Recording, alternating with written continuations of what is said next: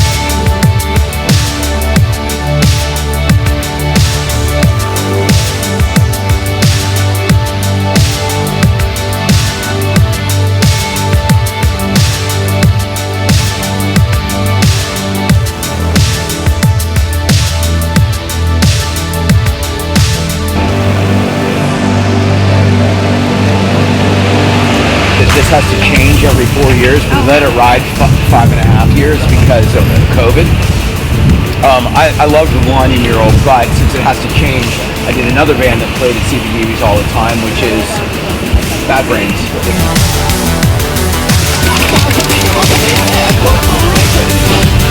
What would you say was the magic that attracted you down here? Because this is where, you know, if you wanted to make a statement, this is where you fucking came and did it. The freedom. You could pretty much do almost whatever you wanted down here. It was pretty lawless. And so for me, as a skateboarder, a punk rocker, I saw the Cro-Mags with GBH in 7 seconds in '86 at the Ritz, but my first solo art show was right there at the CBGB's gallery. So everything was happening over here. And yeah, I had a friend that lived in the West Village, which was much more uptight, so the Lower East Side was where I would always go to do my street art, stencils, stickers. Everybody, Harold, punk shows, Hunter, like all the skateboard, skaters, yeah. fucking rocked and shit. Yeah. So what was your takeaway, like when you saw the Bad Brains for the first time, what was the takeaway when you left the show? Never seen energy like that, and it just, the way it transmits to you in the audience is, it's just undeniable. So, you know, the lyrics, positive mental attitude, you know, fearless vampire killers. I mean, PMA, we got that attitude. They're just everything about the Bad Brains. That they started as a jazz funk fusion band called Mind Power, and then got into all this positive philosophy stuff. First hardcore black punk dad band. gave him Think and Grow Rich by Napoleon Hill, and that's where HR got the PMA shit from. You gotta know the roots of this shit. But yo, man, keep it real, keep doing the art. Let that be a lesson. How old are you now? 52. 52, 60, and we're still out here doing it because we love it. Hell yeah. You're still running marathons. Iron Man.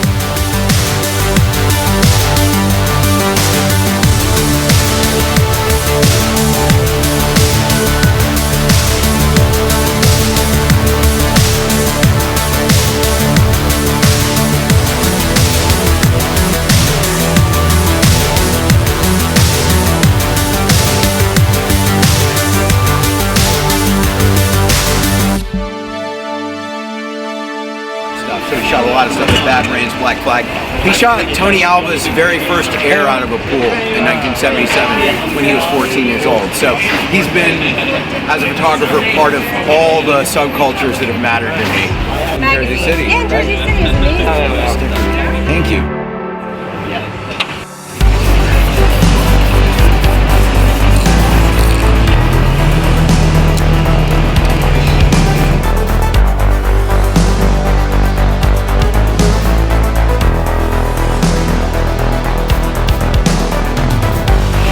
Who do you think your top 3 musical influences are? Public Enemy, Yeah, super nice guy. The Clash, Yeah, totally. Black Flag.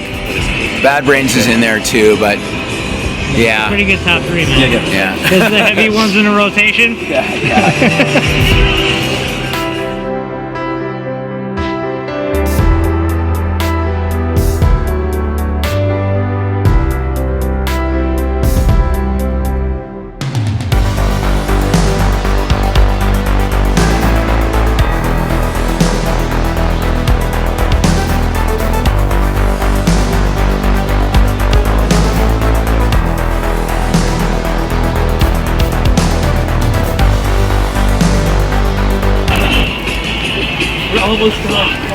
So Shepard, man, I gotta ask, what do you think your top 3 skate movies would be, or skate videos would be?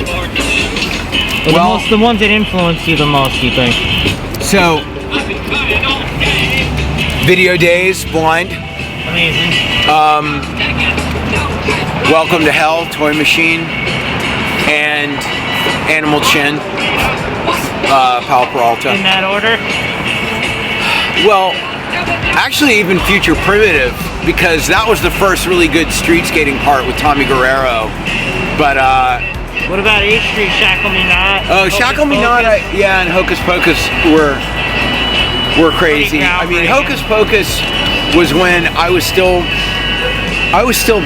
keeping pace with most of the new tricks. Then when Hocus Pocus came out, I was like, all right, forget it. People doing feeble grinds down railings and stuff. I was like, I'll be an artist. I guess I'll make professional skate decks. skateboarding is not in my future. That's not my career path. But hey, I love skateboarding. This is why people hire me. I know everybody. Everybody's like out here. Speaking of video days, man, did you ever do anything with the Gons, man? Well, we traded. He gave me a drawing in 1992 in exchange for some of my T-shirts. I've known Gons really? that long, yeah.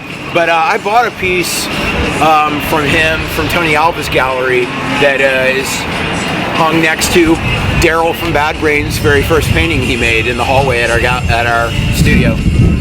That's so cool. Yeah.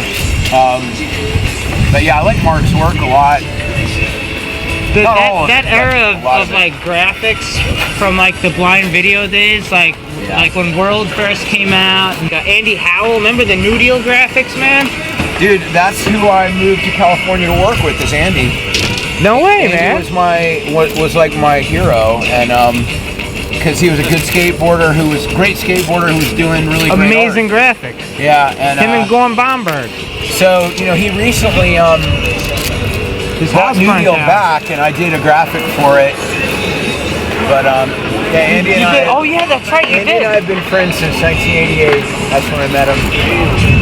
Dude, he was a legend, man. He killed the street, man. Andy. Yeah, I met Andy when I was a senior in high school. Oh man, that must have been so cool. That's so crazy, man. That you literally moved there and you were rocking with him first? Yeah, that's who. Wow. He had Sophisto clothing, and I was the production manager for Sophisto. So yeah, and then he also liked my brand, so I was doing I called it Giant back then, not Obey, and was doing the Giant stuff under the umbrella of his company, while managing the production of all the Sophisto stuff. Wow, I had no idea. That's so cool, man. Andy's such a nice dude, man. He is. He's great.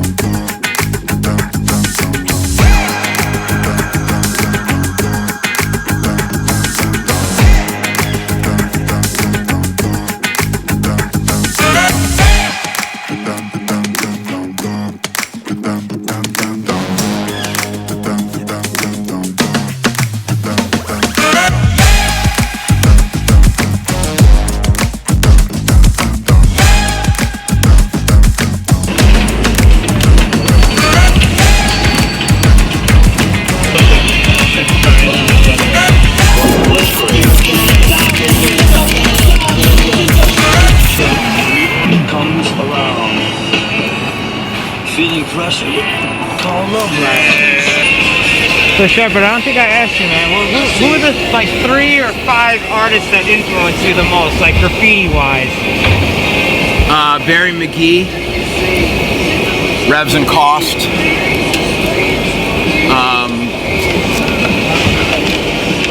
Futura. Yeah, that's your top 5 right there. Mike, you said top 3. All right, you gotta give me a couple more. For sure,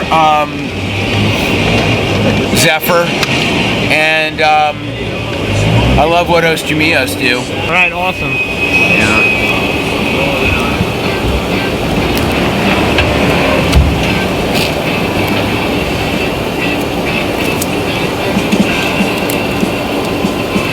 Ooh, I was looking, I couldn't really find much where you talk about the graffiti artists that inspired you. I'm sure you've talked about it before, but I was having a hard time trying to find stuff on it.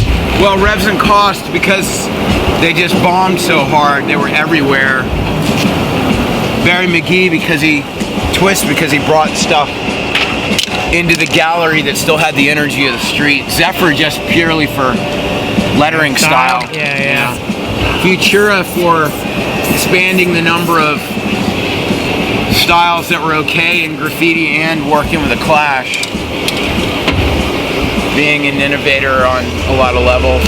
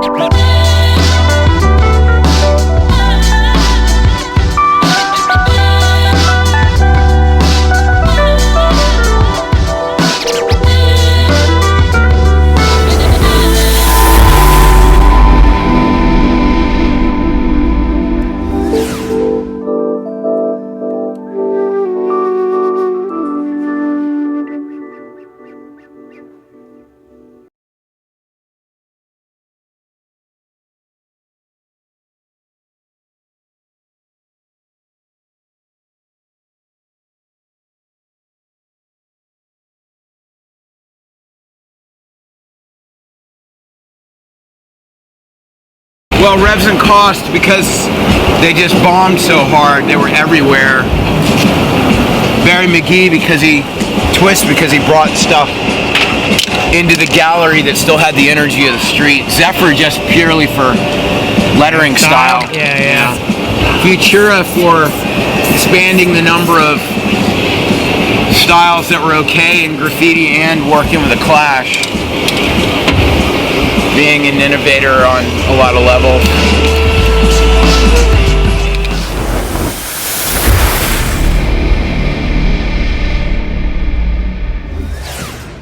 Who are the like 3 or 5 artists that influence you the most, like graffiti wise?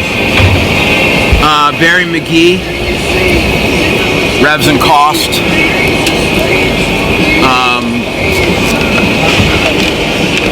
Futura.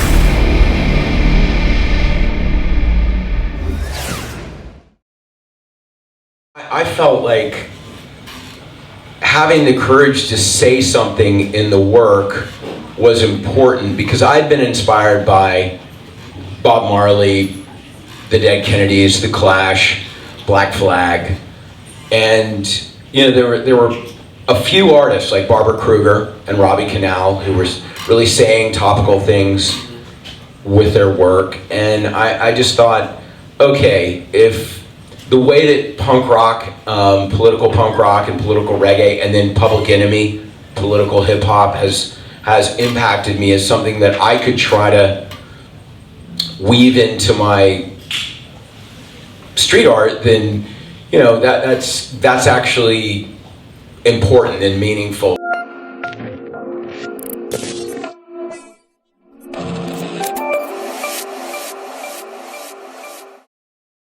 You know, I've evolved. I grew up in Charleston, South Carolina, middle class, white, straight male. That's like the default setting for an asshole. And so I had to unlearn a lot of things. And I think now when I look at community and representation, diversity, equality, all these things, I think I'm more sensitive to the dynamics.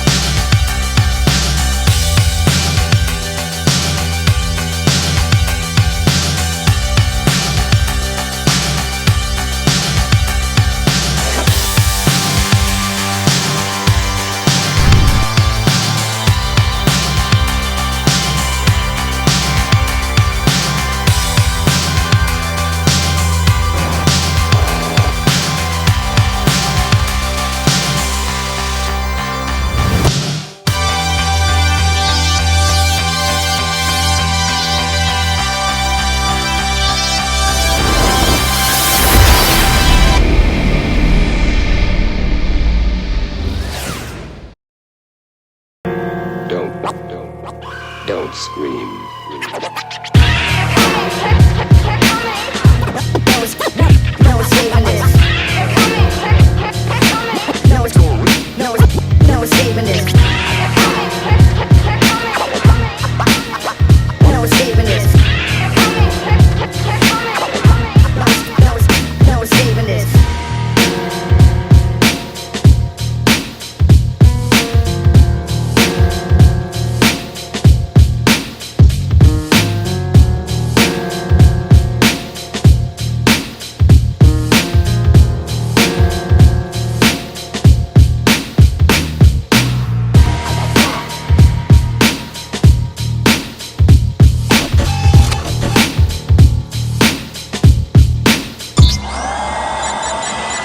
You running tomorrow or what? Running? All right, cool. I'll be home sleeping. I'll be thinking of you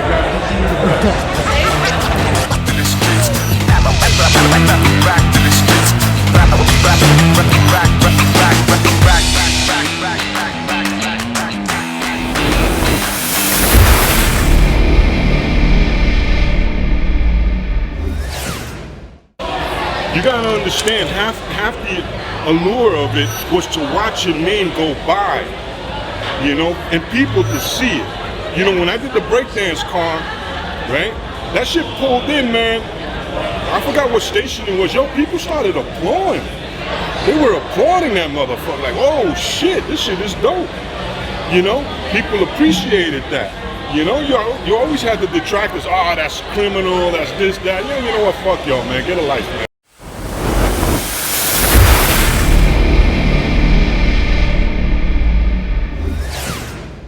Kid, I gotta ask you, man. Go ahead, man. If you had to pick like 5 artists that inspired you coming up in the graffiti world or just in art in general, who would they be?